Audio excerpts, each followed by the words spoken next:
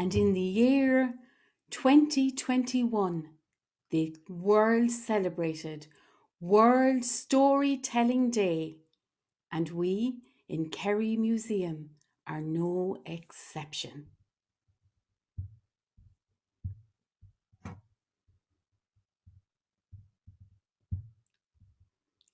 Hello, everybody. It's so lovely to see you. What an auspicious day. Today is World Storytelling Day, and the theme of World Storytelling Day this year is new beginnings. And this is a new beginning for me, for this is the first time that I have appeared as the storyteller in residence for the Kerry Writers Museum. So if you're there, say hello, send up a little love heart so that I know that you're there.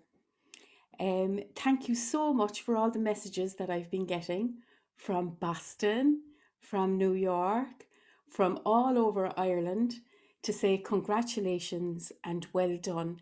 And I know that this is also in support of Story and in Kerry Writers Museum and their place in keeping Story going under the COVID cloud. What a beautiful silver lining. And I suppose in looking at new beginnings, we have to go back to the roots of Story. So I have an MA, a Master's of Arts in Drama Therapy, and we looked at Story as a medicinal tool, particularly catharsis. So what is catharsis? Catharsis says, and the Greeks knew this over 2,000 years ago, catharsis says that if you've had the worst day possible, if you've been living under the COVID cloud and all you want to do is go out and meet your friends for a cup of tea, well, even if that happens, if you sit down at an online session or you watch a story being played out in a film on television, or you just meet with your friends in cyberspace and share stories, that nothing, in fact, changes. But your perspective changes. And for you, that changes everything. That is the power of Story to lift hearts. So the first story I'm going to tell you today is a very old story because we're celebrating stories old and new and far and wide. So this is my old and new story. Once upon a time, back when there was another crisis happening, back when Ireland called that crisis the emergency, the women of this island of Ireland struggled to bring colour into the lives of their families. Nobody had seen an orange in over 4 years. People mainly wore the colour black, and if there were cars and they were few and far between, they were either a dark grey or black in colour. During this time, the women knew how to help one another. They were really interdependent. They would give with all their hearts, knowing that when it was their time to receive, that their neighbours would be there for them. A true meaning of community. In this time there lived a woman, and her name was Nancy May. Nancy May was the midwife who lived in Cork City.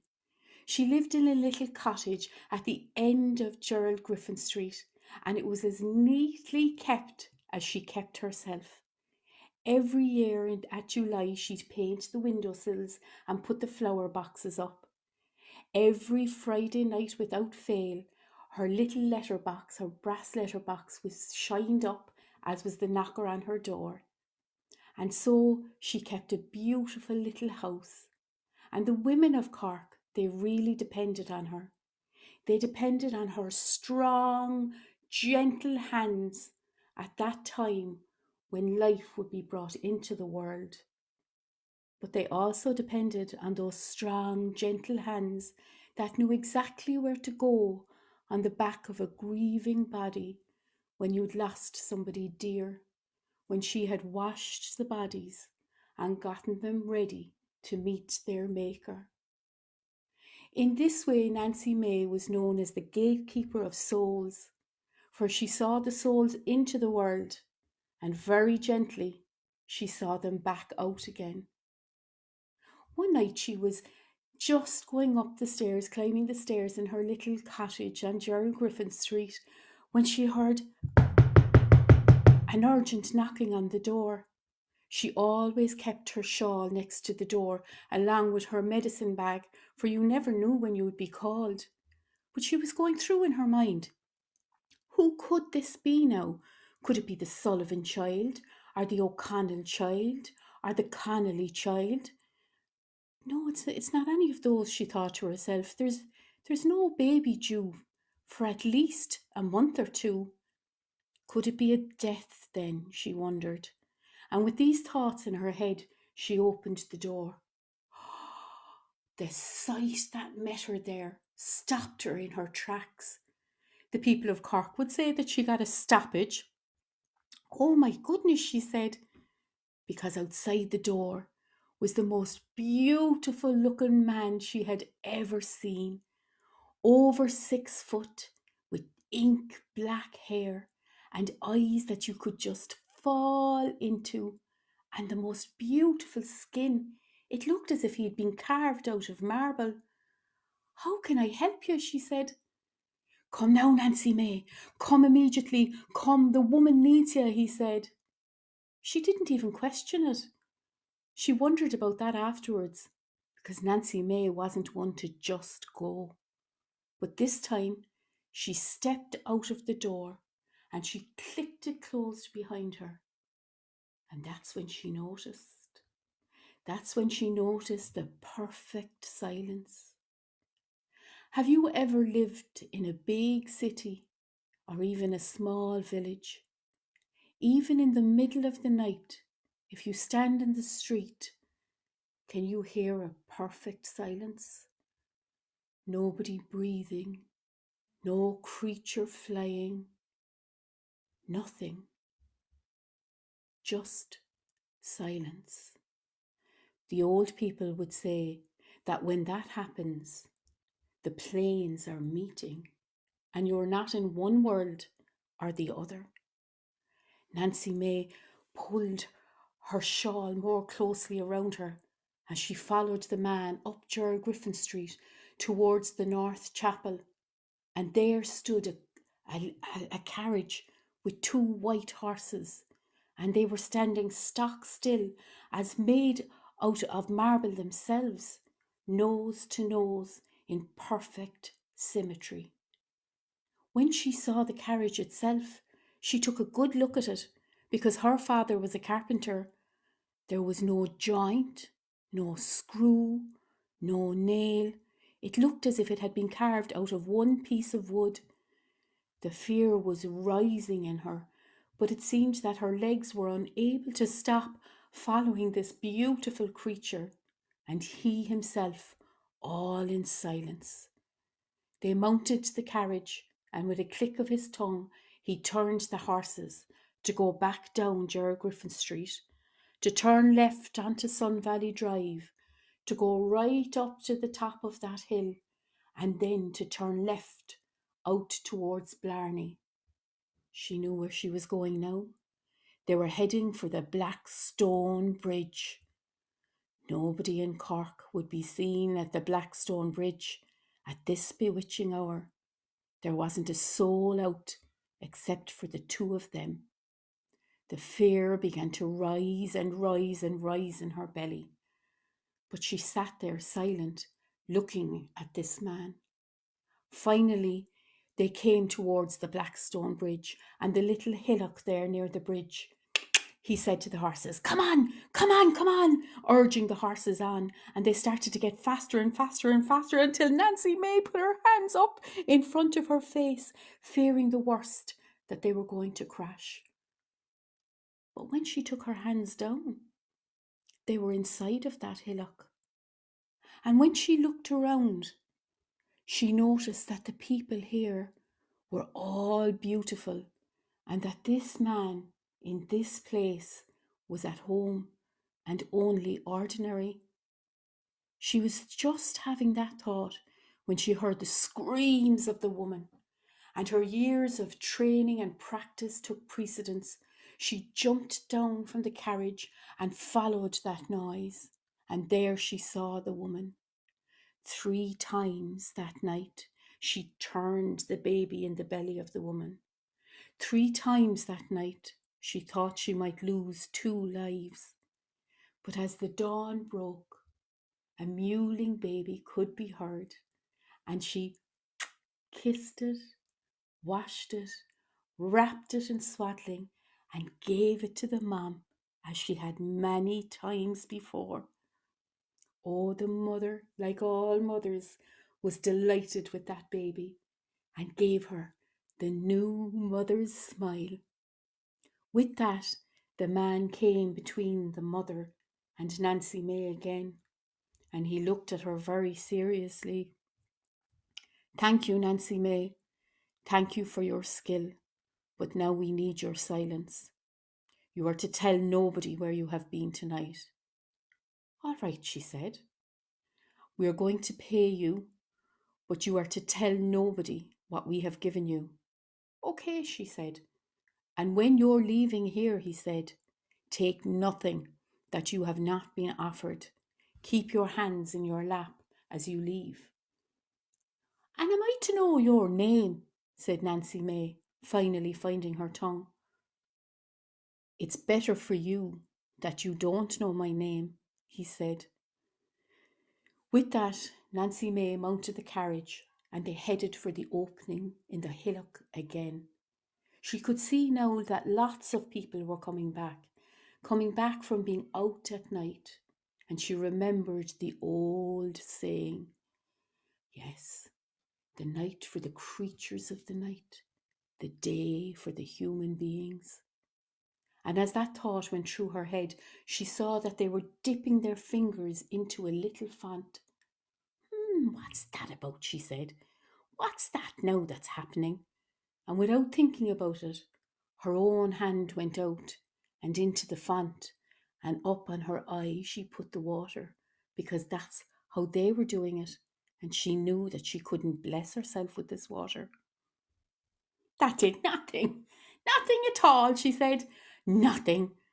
And then they were out, back into the silent night, making the backwards journey from the Blackstone Bridge, down Sun Valley Drive, up right to Gerald Griffin Street, to the door of her cottage.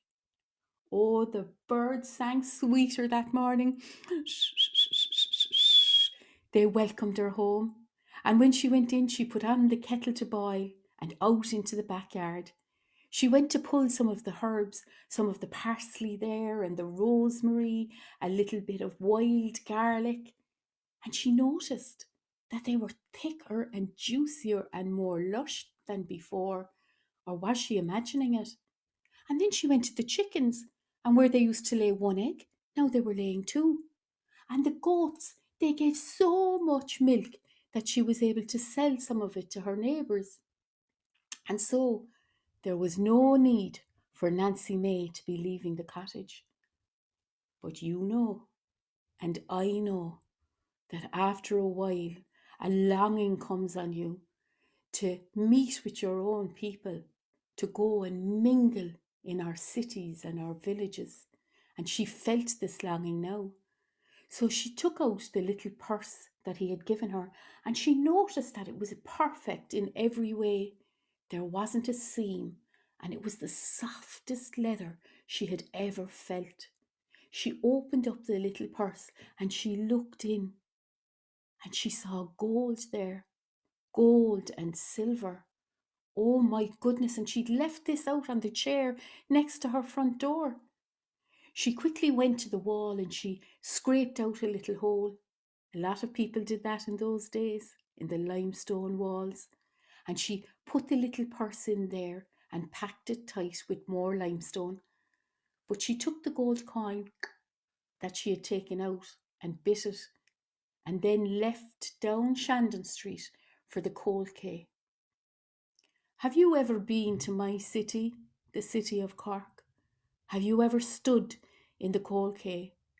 If you stand outside TK Maxx and look across the way, you'll see a kind of haunty little place, a little abandoned place.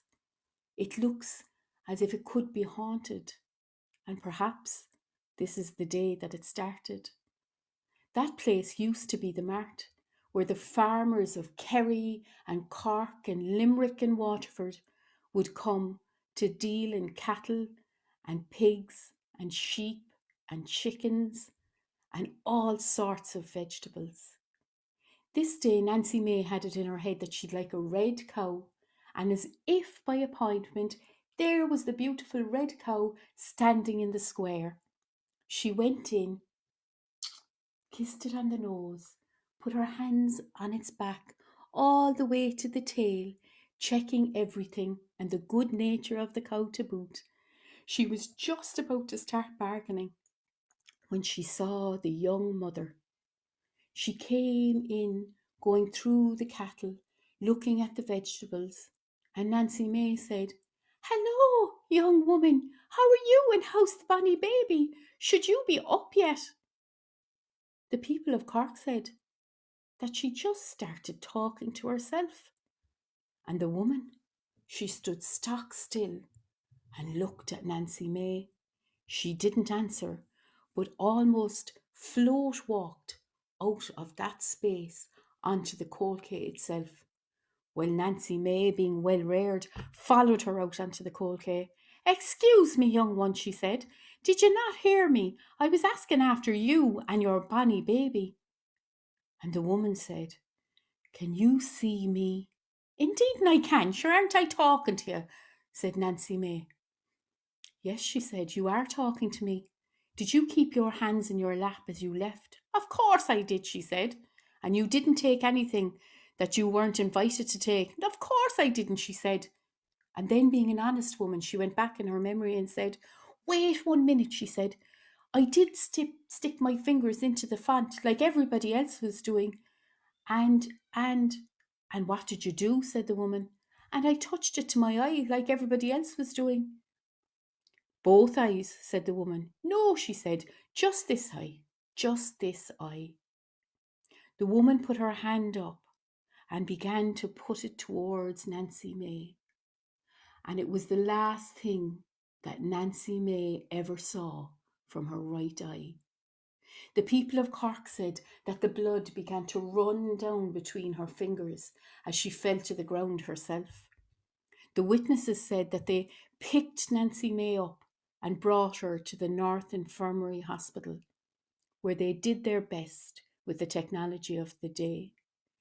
They brought a kind of a skin down over her eye, and over time it began to heal. But no one wanted the woman with the shaky hand to bring their babies into the world. Nobody wanted that nervous touch on their backs when they were grieving most. So Nancy May, she lost her position as the midwife.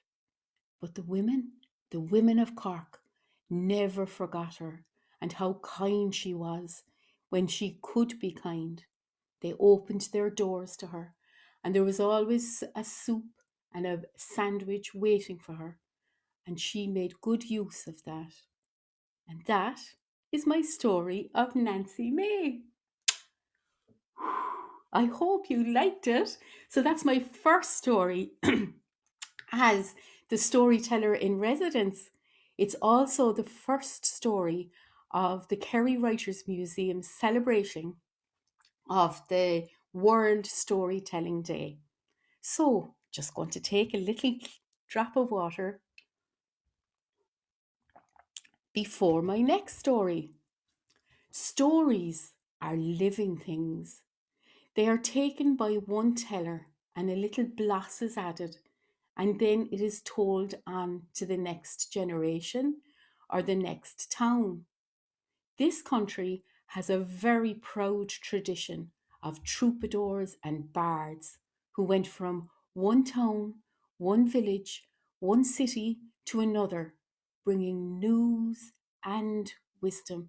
Wouldn't that be lovely if our news programs also had wise questions and we looked at wisdom too. Well, part of the storytelling is to co-create, to make stories with one another. And this story I made with the children of Cork in Crawford and Company when I was the storyteller there. I would tell stories there every Sunday morning. And here's the story. Do you know, children, that long ago in Ireland there was no money, but we were rich in everything that mattered. We were very proud of where we came from. We had rings of laughter outside the windows in summer mornings when children would go out to play. And everybody was friends with everybody else. That time wasn't too long ago. In that time, there was a field right next to the Silver River Lee. And in that field, there was lots and lots of ancient trees. And the children looked on these trees as their friends, as the holder of stories, as the keeper of mysteries. And the moms who would wear shawls to mind their clothes because they didn't have money to have different clothes every day would bring their children to that field. Fitzgerald's field it was called. And they'd say, "Now children, go on and play. Go on off and play for yourselves." And the children would say, "But what will we play?" What do you think they should play? Yeah, racing would be brilliant. Hide and seek, absolutely. Kick the can, oh my goodness, definitely. Cops and robbers for sure. Climbing trees, definitely. Look at that. All of the suggestions keep coming in, just as they have over all of the generations. Well, those children had a great time and they played and they laughed and they enjoyed themselves so much that magic began to happen in the roots of the trees and the fairy babies began to be born. Fairy babies are born of children laughing, and so there was many fairy children born that summer. And the fairies were delighted with the children for being so good-humoured and so kind to one another that they decided to give them 3 wishes. 3 wishes. So they looked around and there was a little fairy there called Clodagh Fairy. And they said, "You can give the children the good news." "Yippee! Yippee!" she said, flapping her wings. And a big smile came on her face and her cheeks got rosy. Now, when Clodagh Fairy got happy, her skirt began to grow. Her lovely pink skirt went whoo, whoo, whoo. But this day she was so happy that her hair began to grow as well. Whoo, whoo, whoo, whoo, until she was one big ball of happiness and she flew out into Fitzgerald's field.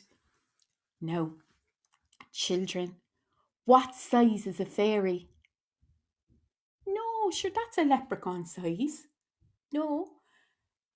Yes, that's right. They're the same size as a bumblebee. Bzzz. We know this because of the fairy doors. We know that they're that size. So she came out and she was flying between the children. Do you think they saw her? No, they didn't.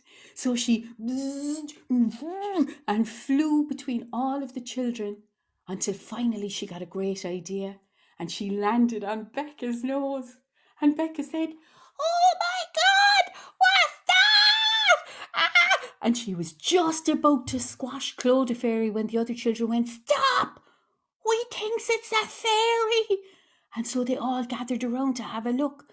And Becca went, "Oh my goodness, I think you're right. I think it is a fairy." And then they listened really carefully and they heard the little fairy voice saying, "Yes, and I have 3 wishes." And the children said, "Oh my goodness." And they sat down in a circle and they put their arms around one another and they had a great big discussion on how they would spend their wishes. After a while, one of the children said, Claude Fairy, Claude Fairy, we were wondering if you could give us a swing. I can indeed, said Claude Fairy. And she took her teeny tiny magic wand and she touched it on the ground, first on this spot and then on this spot. And do you know what happened, children? Two trees started to grow up out of the ground right in front of the children's faces, and they went to just the right height for a beautiful swing. And then two ropes started to grow out of those trees. When ropes grow out of trees and they're still alive, what are they called? That's right, a vine. And the two vines came out of the trees until they met down at the bottom and went, and they joined together. And the children were in awe. And they said, oh my goodness, Claudia Fairy, that looks amazing. It is, she winked, and it has magic.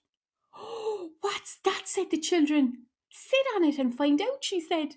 So one quiet little girl sat up on the swing and she began to swing this way and that way and this way. And people who were watching began to get really relaxed and really tired.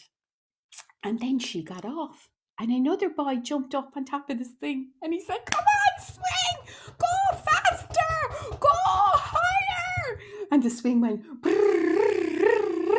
and everybody clapped their hands and Claude Fairy danced in the air, her little wings going.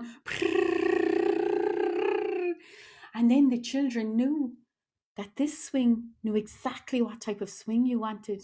A really fast, exciting, high one, or a slow, rhythmic, relaxing one. And they queued up and waited for their turn.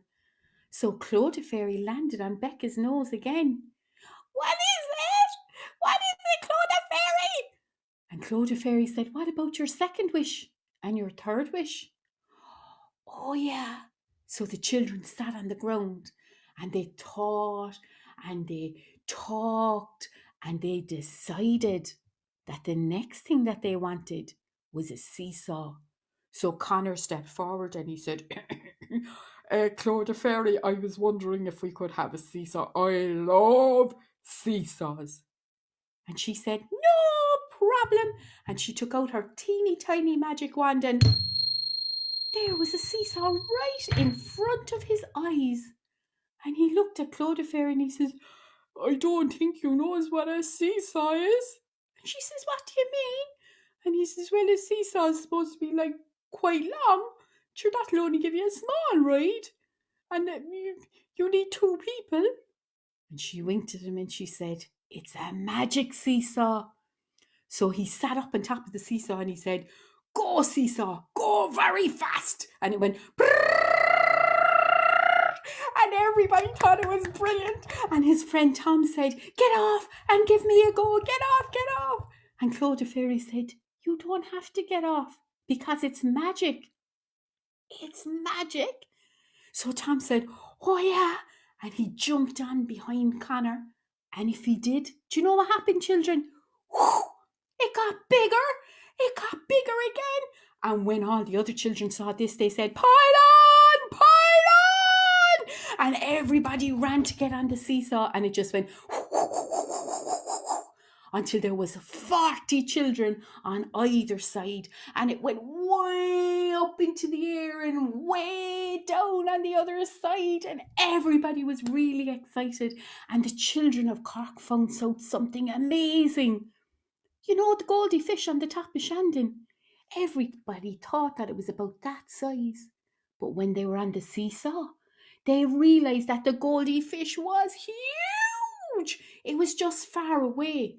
It was as big as two daddies lying on the ground, one daddy with his feet on the shoulders of the other daddy. It was 11 feet long. Oh, they were delighted to know that bit of news. And so they were having a great time with their swing and their seesaw, and they had to be reminded that they had a third and final wish. The children folded their arms and they looked at one another, and they seemed to grow very important with long necks and chins that were out to there and eyes half closed. And they said to Claude Fairy, Claude Fairy, we know what we want for our third wish. And she said, what do you want? And they said, Claude Fairy, we want a slide, but not just any slide, a magic slide. And Claude's Fairy, she got 2 lines there over her nose, and she scratched her chin and she said, what's a slide? And the children said, you know that thing that you climb and climb and climb, and then you slide down. And she said, oh, a fairy path. And they said, what's a fairy path? She says, every morning when we get up, we give ourselves a small bit of magic.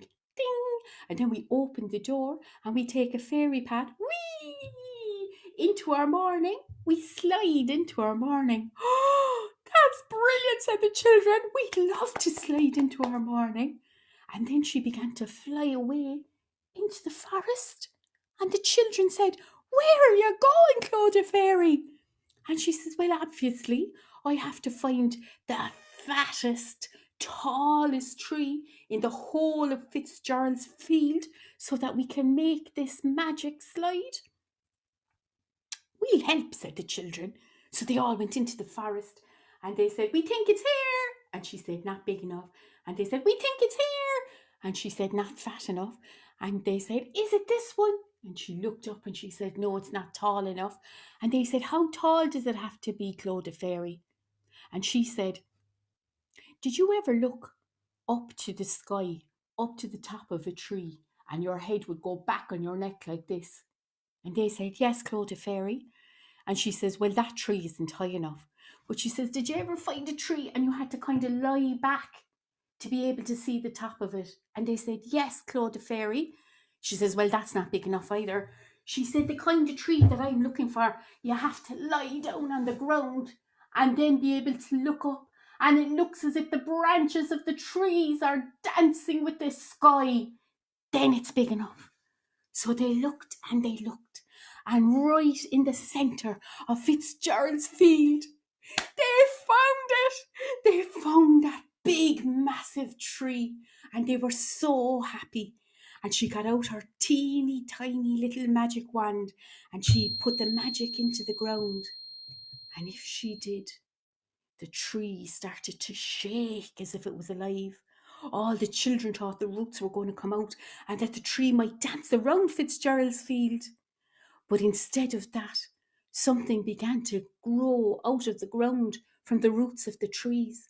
And then it went round and round and round the tree, right up to the very top. And as the children lay on the ground and saw it reach to the sky, they knew what Claude Fairy meant when she says the branches of the trees dance with the sky. For it looked as if the tree had taken out of the earth and was floating away in the magic sea of the sky.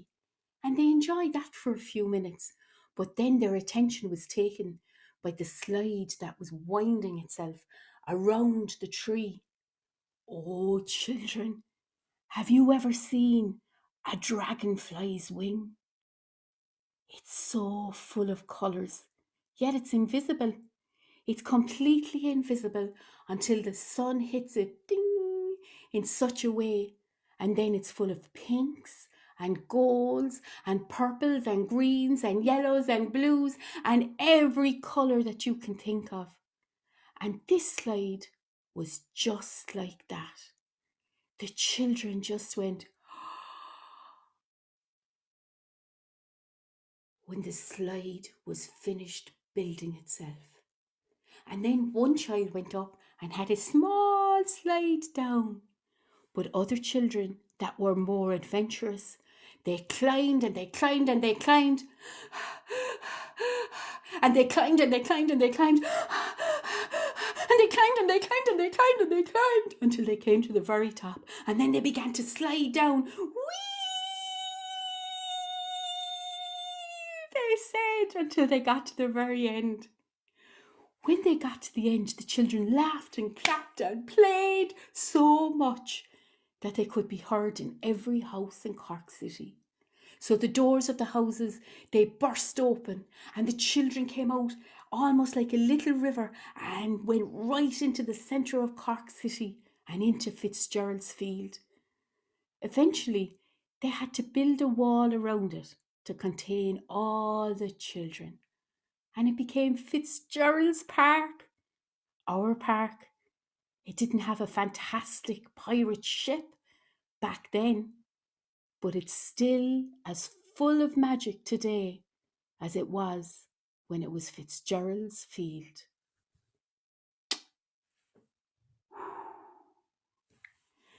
And that is a co-created story. So it's really important that we have stories from our place, from Ireland, that our psyches can march along with. So we've had two, but it's also really important that we stretch our hands out and let our hearts follow them to other nations, to other cultures, so that we can weave a story tapestry. And that's what World Storytelling Day is all about. And I hope that you continue to enjoy the stories of today. I'm finishing with a story that stretches all the way across the Atlantic Ocean. It is an old story and a story based on truth, and hopefully a story that will be a new beginning.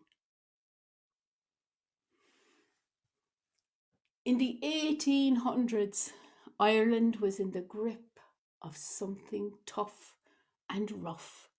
It was called on Gortamore, the Big Hurt. The people of Ireland were thin and their stomachs were raw from hunger. All they could think of was, can we get something to eat today? The famine had arrived and was biting on the shoulder of Éire itself.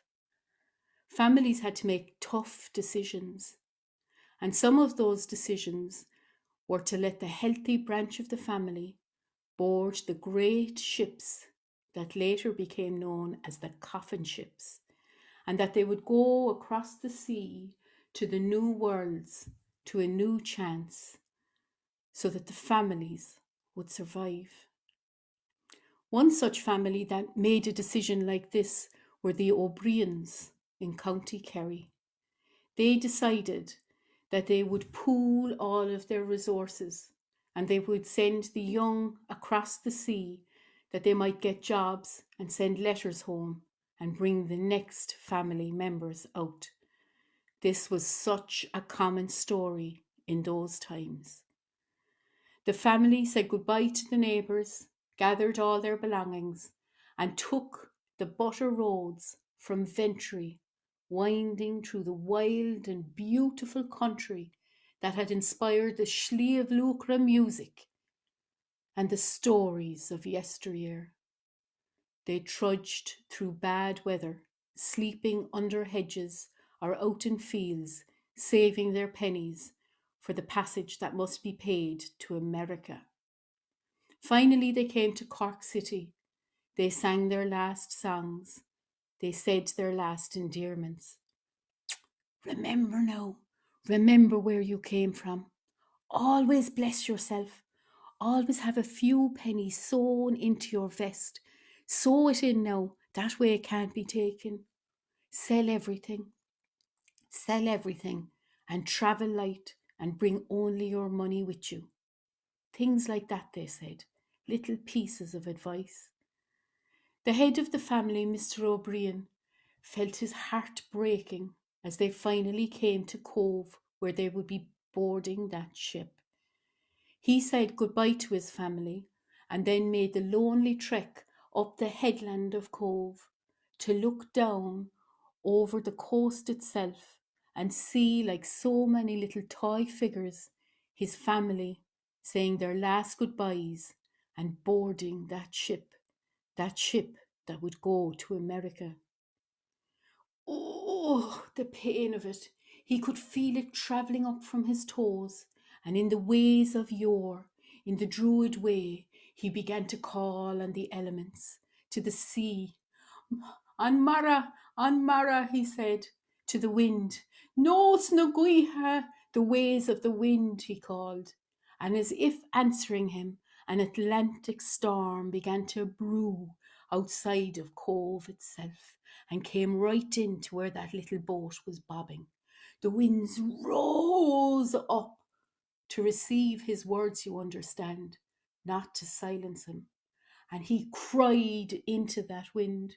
Maroig sheet me, he said. They're killing me, they're killing me. Ta okris an dawin arum. The hunger of the world is on me. Okris an dawin. And with this, he said, Cowriaclum, help me. Cowriaclum, Cowriacling, he said, help us. These were his last words, the words that he gave to the wind, to the Atlantic wind. And that wind followed the ship across the Atlantic Ocean, crooning songs to Mr. O'Brien's children who were still inside in that ship. When they got to the new land, they made their way inland to a place where there was a lovely singing river and aspen trees. And they settled there for a little bit, and the wind made its way to the top of the aspen trees and began to sing the old song. La la la la la la, la la la la, la la.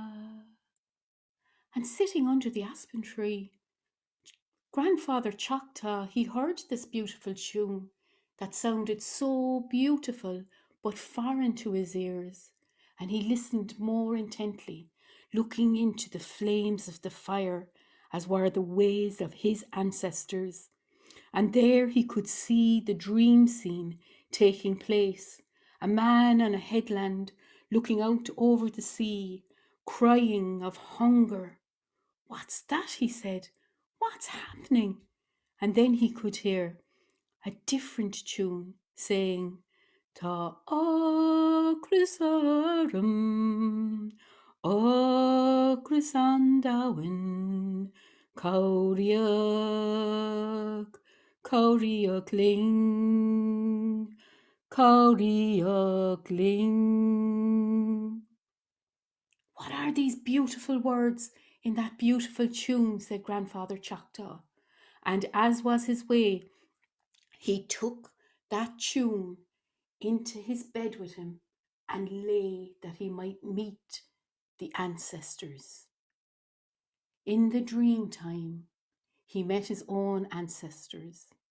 And in that place between worlds where all languages can be understood, he met Mr. O'Brien again, who said, there is a hunger on us, a hunger of the body, a hunger of the soul. We are starved, starved of hope. Give us hope. Help us, he said, and then faded back into the smoke of the fire.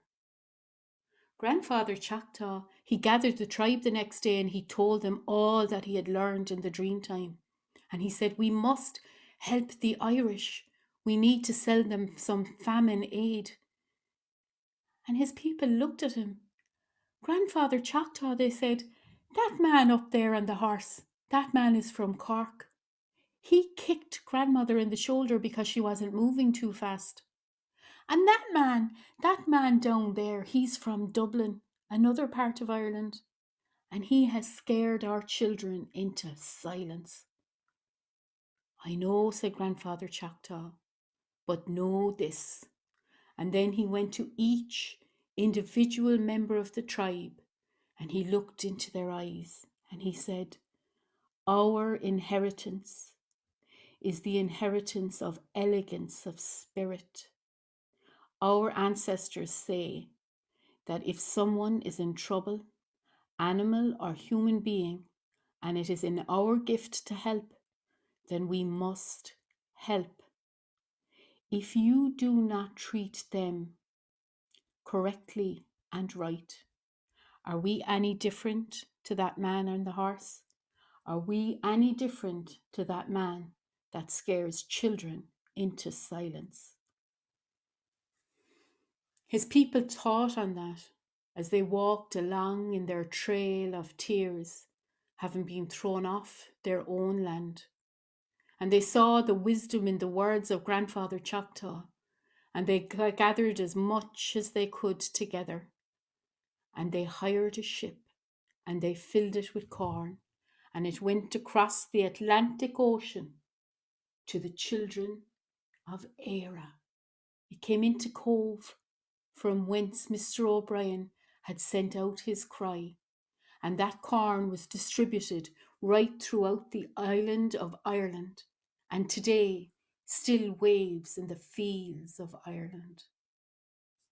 In the year 2020, the Hopi tribe and the Navajo tribe sent out their own cry into the internet. Our elders are in trouble, they said. They are squashed together with our young children. There is no chance of them self-isolating. There's 4 shops for a territory the size of Ireland. Help us, they said. Help us. And one little email came in with a $10 donation. You are our clan, they said. On Clan Céanna, the same tribe. We have never forgotten. We send you what we can, $10. What's this? Said the Indian tribe. And then another little email came in, and another little email came in, and a trickle turned from a stream to a river to a sea of remembered love. For you see, in that moment, in the 1800s, when Grandfather Choctaw and his tribe held out their hand of help, it was never forgotten. We do still remember.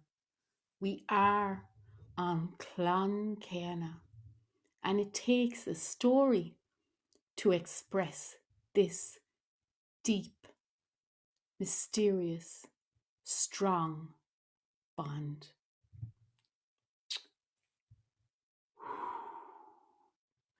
And I have come to the end of my first set as storyteller in residence. I cannot wait for what's coming down the months between you and me. Please come back. Please sign up to all of the exciting projects that are going to come your way.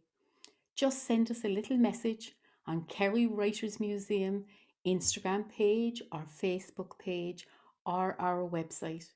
In the meantime, have a wonderful International World Storytelling Day, the story that binds us all together.